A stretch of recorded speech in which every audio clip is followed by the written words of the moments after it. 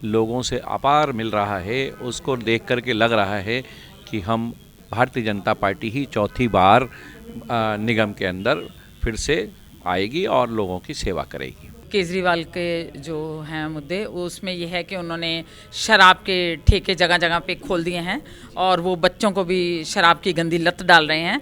लेकिन करते वो उल्टा है, उनकी कथनी और करनी में बहुत अंतर है। दिल्ली नगर निगम चुनाव दिलचस्प मोड़ ले चुका है और ऐसे बीच में हम प्रत्याशियों से मिल रहे हैं और बातचीत कर रहे हैं। इस वक्त हमारे साथ में जो है उर्मिला चावला जी जुड़ चुकी हैं। वो जनकपुरी पश्चिम से उम्मीदवार हैं, 106 वार्ड संख्या है। बातचीत करेंगे और जानेंगे कि इस एमसीडी चुनाव को लेकर क्या सोच रही हैं और क्या कुछ मुद्दे आम आदमी पार्टी के खिलाफ हैं, क्योंकि आम आदमी पार्टी जो है बीजेपी के खिलाफ में इस वक्त चुनाव मैदान में है और सबसे मुकाबला तेज अगर माना जा रहा है तो आम आदमी पार्टी के साथ में है। और बीजेपी 15 साल से एमसीडी में राज कर रही है, उसको लेकर क्या सोचती हैं या कितना काम हुआ है, इन सब पर हम विस्तार से बात करेंगे। मैम, सबसे पहले तो आपका नेशनल लाइव में स्वागत है। बताइए कि एमसीडी का चुनाव है, आप उम्मीदवार हैं, कैसे देख रही हैं इस चुनाव को आप?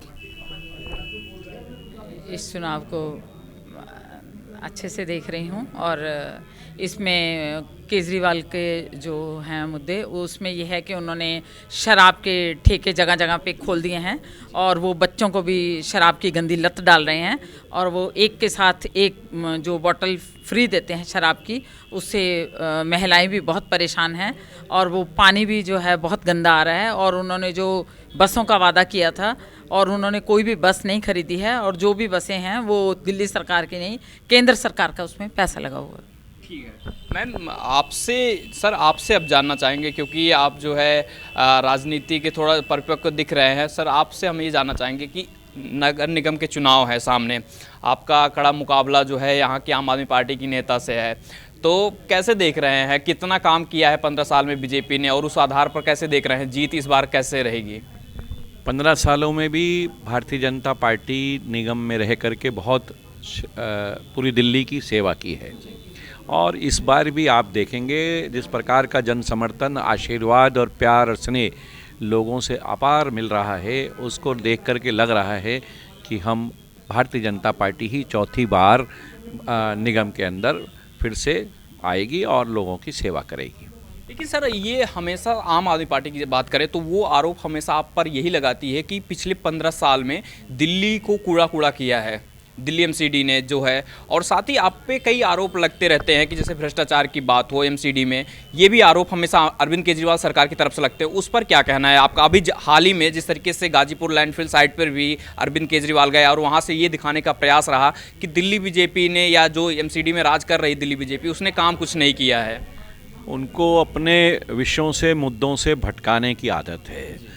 लैंडफिल साइट्स जो हैं वो हर मुल्क में होती हैं। जो कूड़ा घरों से उठता है वो कहीं ना कहीं गिरता है और आप ये देखिए कि पिछले कई वर्षों से जिस प्रकार से उन्होंने हमारा फंड रोका, जो हमें उनको देना चाहिए था, हमारा ग्लोबल शेयर उनको देना चाहिए था, जिसकी वजह से बहुत सारे कामों में अड़चन पैदा हुई, लेकिन फिर भी निगमों ने अपने आप में आत्मनिर्भर बनकर के बहुत काम करने का प्रयास किया है और घर घर से कूड़ा उठाने का काम किया है। हमने ढलाव घर बंद किए हैं और जहाँ तक ओखला में अगर आप चले जाएं तेखंड में तो वेस्ट टू एनर्जी प्लांट लगाया है, जिससे अब आने वाले समय में हमने ये लोगों से, हमारे मैनिफेस्टो में हम प्रॉमिस करने जा रहे हैं कि लगभग 2 सालों के अंदर अंदर दिल्ली से जो लैंडफिल साइट्स हैं जो तीनों वो ज़ीरो पे आ जाएंगी।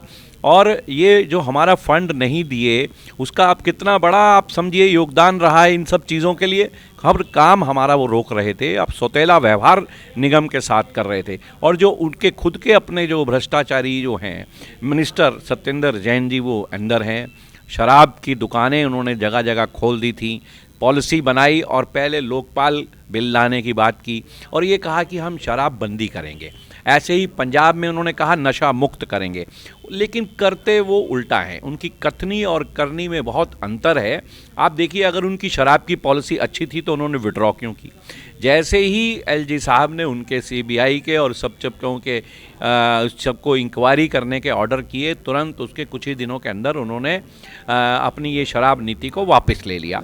जो बहुत सारी चीज़ें हमारे कॉन्स्टिट्यूशन संविधान में लिखी हुई है कि हम शराब को प्रमोट नहीं करेंगे, वहीं इन्होंने ठेका भी दे दिया, उसको जो नियम होते हैं उसका भी इन्होंने उल्लंघन किया। जहाँ एक तरफ जो मैन्युफैक्चरर है वो होलसेलर नहीं हो सकता है, वो डिस्ट्रीब्यूटर नहीं हो सकता है, उन्होंने सब वो बंदर बांट कर ली और ये स्टिंग ऑपरेशन के थ्रू भी जाहिर हो गया और करोड़ों रुपए का घपला जो है उन्होंने किया। और एक तरफ जो सरकार का रेवेन्यू है वो कम हो गया, लेकिन उनकी पार्टी का और उनके मिनिस्टरों का पैसा इकट्ठा हो गया, जिसको वो लेकर के पंजाब में चुनाव में लगाए रहे, गुजरात में लगा रहे, हिमाचल में लगा रहे। सिर्फ और सिर्फ काम है विज्ञापन का। उन्होंने कोई स्कूल नहीं बनाया, कोई कॉलेज नहीं बनाया, कोई विश्वविद्यालय नहीं बनाया, एक स्पोर्ट्स यूनिवर्सिटी का नाम दिया, वो भी खाली ग्राउंड पड़ा है, वहाँ एक बोर्ड लगा है कि ये स्पोर्ट्स यूनिवर्सिटी, उसकी वाइस चांसलर अपॉइंट हो जाती हैं। कोई अस्पताल नहीं बनाया, स्वास्थ्य की कोई सुविधाएं लोगों को नहीं दी। कोरोना के समय में विधायकों के फ़ोन ही बंद थे, अस्पताल की व्यवस्था चरमरा रही थी, वहीं निगम अपनी भूमिका को बहुत सशक्तिकरण तरीके से, सुदृढ़ तरीके से लोगों में सेवा कर रहे थे। राशन बांट रहे थे, गीला सूखा, दवाइयाँ बांटनी, वैक्सीन सेंटर चला रहे, सैनिटाइज कर रहे हैं, बायोमेडिकल वेस्ट उठा रहे हैं, कूड़ा निरंतर उठा रहे।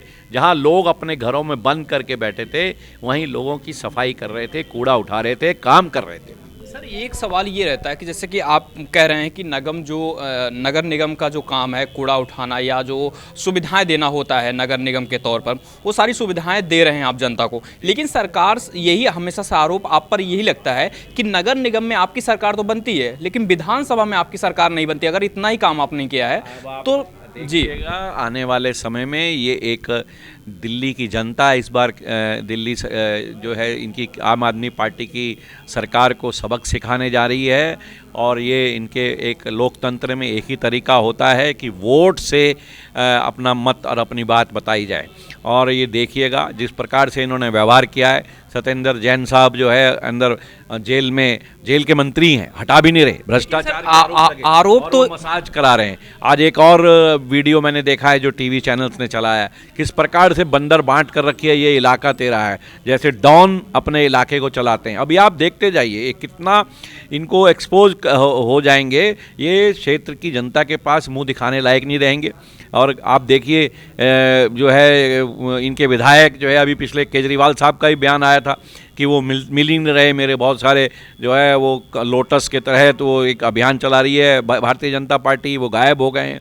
और आप देखिए वहीं मोदी साहब हमारे देश के यशस्वी प्रधानमंत्री किस प्रकार से काम कर रहे हैं, किस प्रकार से राम मंदिर, किस प्रकार से जो है काशी विश्वनाथ, किस प्रकार से बद्रीनाथ, किस प्रकार से सारी व्यवस्थाओं को कितना सुंदर बना, और कॉरिडोर बना रहे हैं, एक्सप्रेस हाईवेज बना रहे हैं, एयरपोर्ट्स की क्या व्यवस्था कर रहे हैं, विकास की ओर चल रहे हैं। G20 के सम्मेलन में देखिए कि किस प्रकार से जिसकी अध्यक्षता मोदी जी ने की है, अमेरिका का राष्ट्रपति उनको सैल्यूट कर रहा है।